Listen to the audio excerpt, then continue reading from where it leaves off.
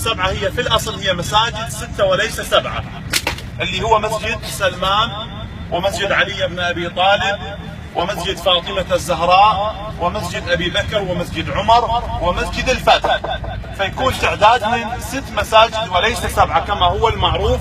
ولكن يقال على أن في بعض الروايات على أن مسجد القبلتين يضاف إلى هذه المساجد 6 فيصبح المجموع 7. سبب تسمية هذه المساجد وأصل هذه المساجد في حادثة معروفة تسمى بواقعة الأحزاب أو معركة الخندق.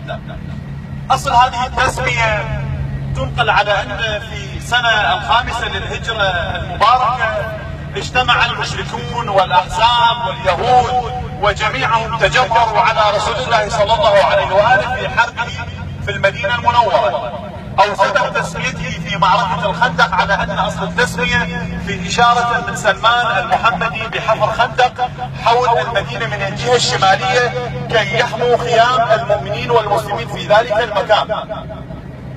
مسجد الفتح هو من أهم المساجد ومن أكبر المساجد في ذلك المكان.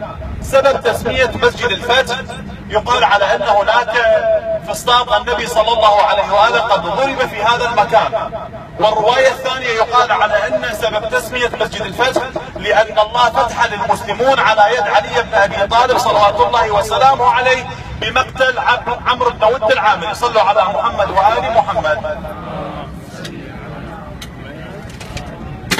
وأما علي بن أبي طالب سلام الله عليه فقد كان بدعاء النبي سلام الله عليه في هذا الأمر عندما قتل عمرو بن ود العامري، وقد نصر الله المسلمون في ذلك اليوم المعروف في واقعة الأحزاب، وانتصر فيها المسلمون بهذه المعركة بقتل اللعين عمرو بن ود العامري، حيث قام أمير المؤمنين سلام الله عليه بقطع أقدامه ثم بقتله سلام الله عليه على أمير المؤمنين وعلى نبينا أفضل الصلاة والسلام. لذكره صلوا على محمد وآل محمد.